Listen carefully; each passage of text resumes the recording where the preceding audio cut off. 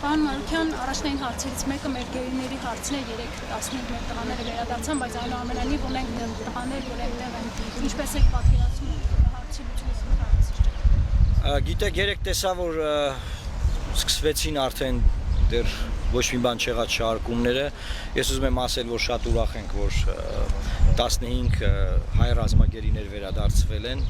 բնականաբար Ադրբեջանը շարունակում է պահել ռազմագերիներին, նրանց փոխանակման դիմաց տարատեսակ նախապայմաններ դնելով եւ պատանդներով ըստ էության, մեզ հետ խոսում է պատանդ պահելով, դա նշանակում է մի անգամ Եվրոպայի խորհրդում եմ ասել, որ դա ահաբեկչական երկրի արարք է, այսինքն Ադրբեջանը իրեն պահում է որպես ահաբեկիչ։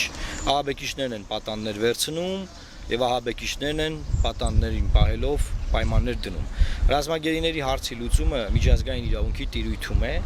եւ հայկական կողմը պետք է այստեղ շատ լուրջ շեշտադրում կատարի եւ ըստ էության Ադրբեջանի պահանջները կատարելիս դիտարկվեն, ինչ պահանջներ ենք մենք կատարում։ Մի բան ակնհայտ է, որ մեր արտաքին դիվանագիտական ճակատի ամրացման արդյունքում ռազմագերիները կարող են վերադարձվել եւ կվերադարձվեն։ Արևմուտքի երկրների հետ աշխատելու արդյունքում, եթե սանկցիաներ կիրառվեն Ալիևի, նրա կնոջ, ընտանիքի մյուս անդամների, Ադրբեջանի ռազմաքաղաքական իշխանության մյուս մարդկանց գլխավոր շտաբի պետ, ՊՆ-նախարար, նկատմամբ այդ սանկցիաները թիրախային կիրառվեն, նրանք այլ տարբերակ չեն ունենա, քան վերադարձնելը, բայց աշխատանքա պետք տանել Արևմուտքի հետ, աշխատանքա պետք տանել Ռուսաստանի Դաշնության հետ եւ այս իմաստով աշխատանք տանելու։ Դուք գիտեք, իմ այն ջիջակում ենք, նախարար չունենք, փոխնախարարները ոնց որ թե չեն ստանձնում պաշտոնակատարի դերակատարումը, այս իմաստով շատ բարդ վիճակ է։ Ես կարծում եմ, որ ընտրություններից հետո այն օրակարգը, որը մենք ենք ներկայացնում, եթե այդ օրակարգը կյանքի կոչվի, այս խնդիրը շատ արագ կարող է լուծվել։ Այսինքն ռազմագերիների խնդիրը կարող է արագ լուծվել, եթե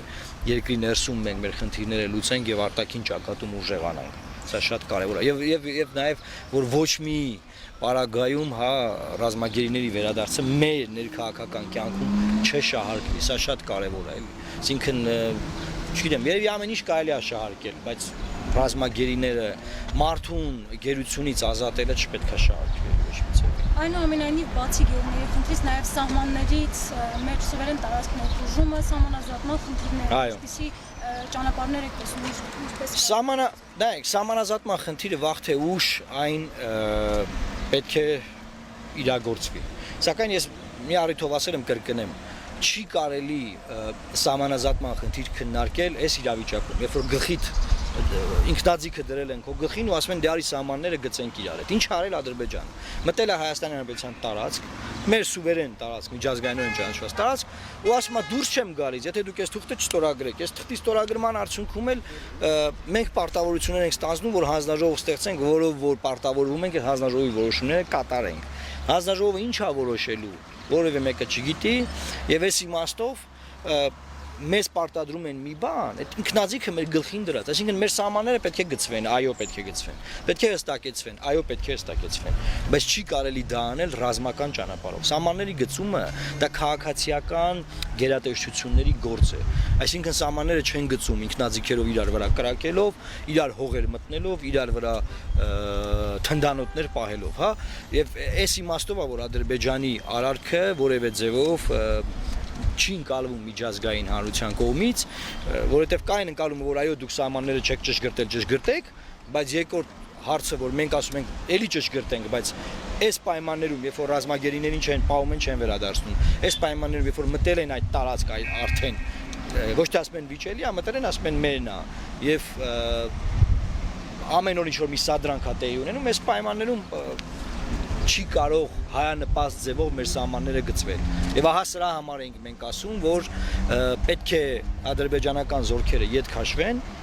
եւ որից հետո նոր սկսենք քննարկել եւ քննարկեն քաղաքացիական գերատեսչությունները։ Երկու փուլ կա։ Առաջին փուլը մարդիկ հավաքվում են ինչ որ տեղ եւ սկսում են քարտեզներով նայել։ Այս տարածքը, այստեղ ինչն է կենսական, այս ճանապարհը կենսական է այս մի երկրի համար, թողնում ենք իրեն։ Այս հատվածը կենսական է այս մի երկրի համար, թողնում ենք իրեն։ Այս ջուրը այստեղ է գնում, ջրամբարը, ջուրը այստեղ,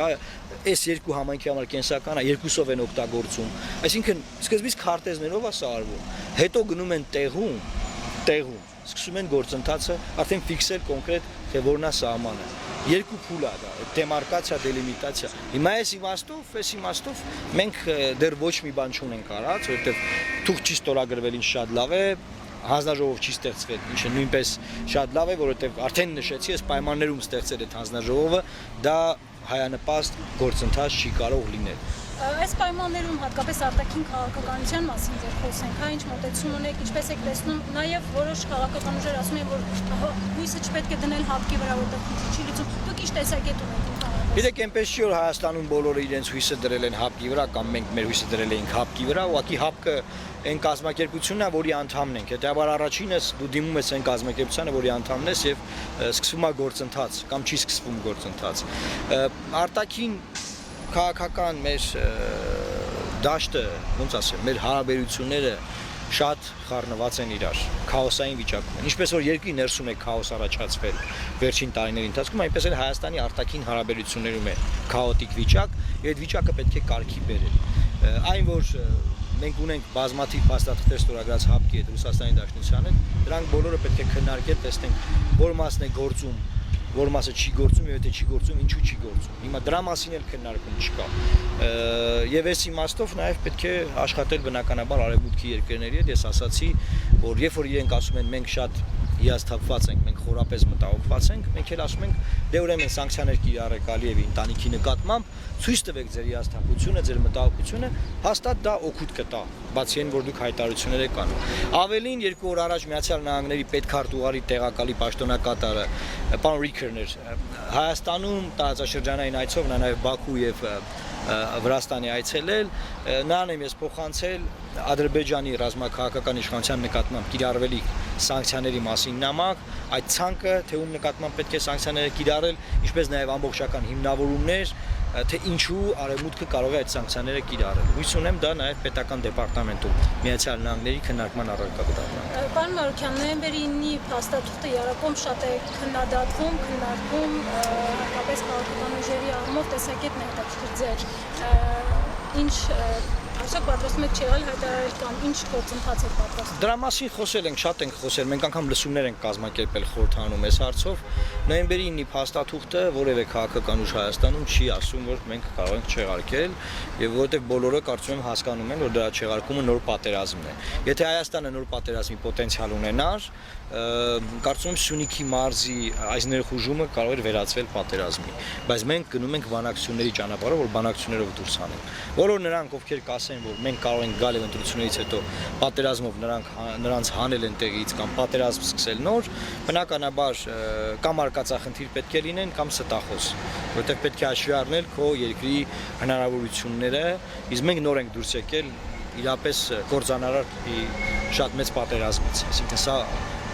ակնհայտ փաստերը չես կարող հաշվի չառնել։ Նոյեմբերի 9-ի փաստաթուղթը իրագործված է հայկական կողմից, թե դե յուրե թե դե ֆակտո, այն իրագործված չէ Ադրբեջանի կողմից եւ հետեւաբար Ադրբեջանը պարտավոր է կատարել, այսինքն ոչ թե մեզանից ուզի ինչ որ ականապատման քարտեզ, ես շատ գիտեմ, ճանապարհ, դելիմիտացիայի հանձնաժողովի փաստաթղթի ստորագրում, այլ պետք է համապատասխան կետը փաստաթղթի կիրառվի։ Իսկ այդ կետը ինչ ասում, ասում ռազմագերիները փոխանակվում են, որից հետո ենթակետեր են, չէ, բանակցվել, այսինքն գոնե բանավոր հայտարարվել է, որ բոլորի դիմաց սկզբունքով փոխանակվում են։ Իսկ բոլորի դիմաց դա նշանակում է, որ բոլոր ռազմագերիները մեր մոտ եղած եւ իրենց մոտ եղած փոխանակվում են։ Եվ այս սկզբունքը նաեւ նշանակում է, որ փոխանակումից հետո, եթե մարդ հանգնում նորից ռազմագերի որևէ կողմում, ելի փոխանակվում է, այսինքն չի մնում այնտեղ։ Վերջին երկու հարցս, հա, սահմանների ապաշրջափակում, ճանապարհների ապաշրջափակում, նաև դա կապում են Մեղրի Միչանցքի հետ, ասում են, որ դա ճանապարհների բացում չէ, այլ ուղղակի Միչանցքի տրամադրում է։ Դուք ինչ տեսակետ ունեք այդ մասին եւ ինչպես եք վերաբերվում այդ գաղափարին։ Լուսավոր Հայաստանը գտնում է, որ Հայաստանի Հանրապետությունը ապաշրջափակման այլընտրանք չունի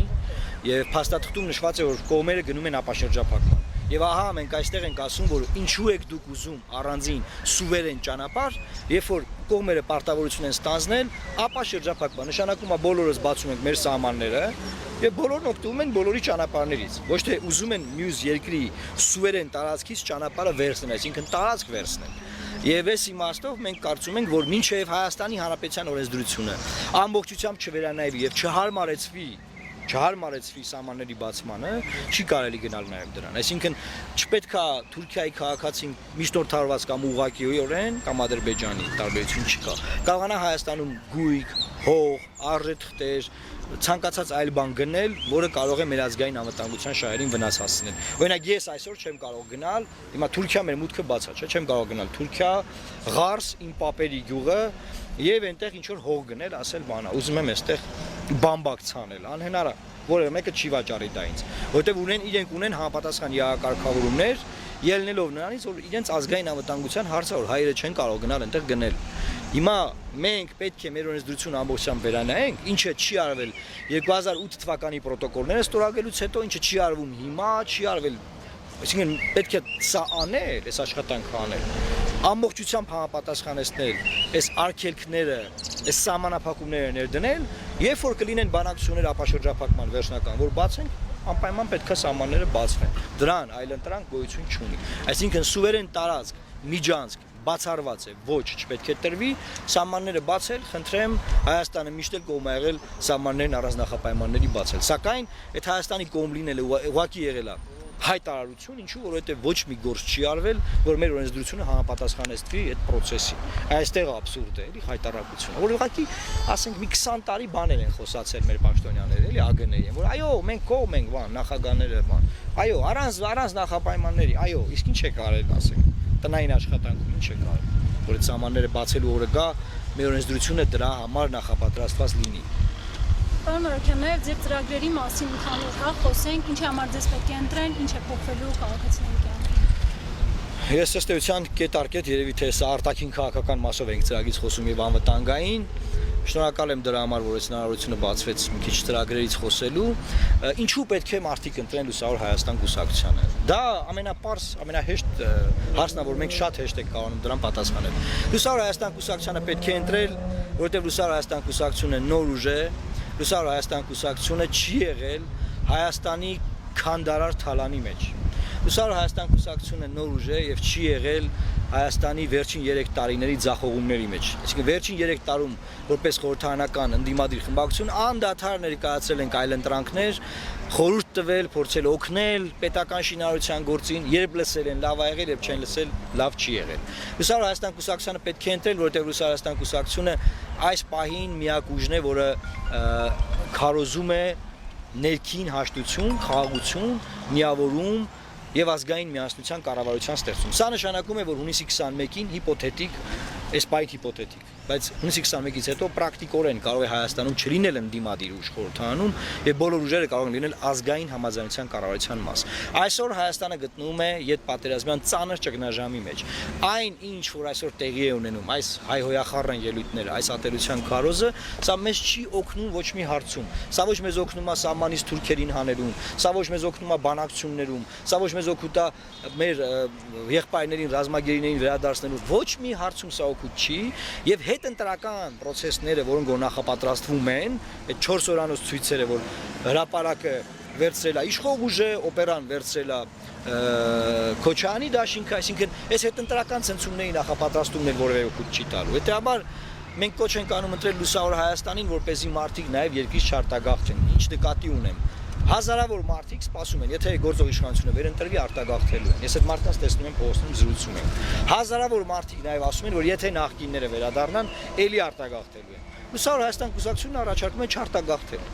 Ընտրել Լուսավոր Հայաստան կուսակցությանը եւ չարտագաղթել։ Մենք ժողովրդից հայցում ենք իրենց լիազորությունը, որ իրենք մեզ լիազոր են։ Մենք բոլորին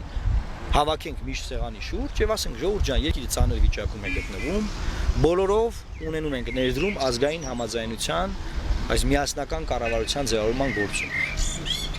Եվ հիմնական այստեղ խնդիրն է, որ ոչ մի ուժ այլևս Հայաստանում չպետք է ունենա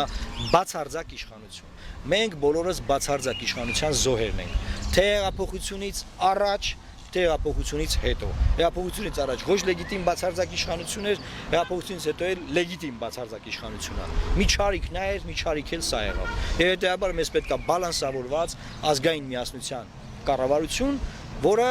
բոլորի ներուժը, Սփյուռքի ներուժն էլ ներգրավելով, հա, Սփյուռքը այսօր նեղացած է։ Բոլորի ներուժը ներգրավելով կկարողանա այս երկրի այս վիճակից անել։ Դա կարող է անել Լուսավոր Հայաստանը։ Լուսավոր Հայաստանը չի ասում, որ դա միայնակ է անելու։ Որևէ ուժ, որ ասի ինքը միայնակ ունի ռեսուրսները դա անելու, բնականաբար դա կլինի սուտ։ Լուսավոր Հայաստանն ասում է, որ դա անելու է բոլորի հետ, որովհետև մենք չունենք ատելություն, քարոզած կամ ճշնամություն որևէ ուժի հետ, հետեւաբար համախմբելու հնարավորությունը մենք կարող ենք կազմակերպել։ Մենք մեր առաքելությունը այս փուլում չենք տեսնում այսպես կոչված իշխանության գալ, հա, մենք միայնակ գանք իշխանության։ Մեր առաքելությունը այսօր այս խաղաղության, ներքաղաքական խաղաղության, հաշտության մերան լինելն է, այսինքն մենք կարող ենք այդ մերանը լինել, մերել այդ մածունն էլ փոխաբերական իմաստով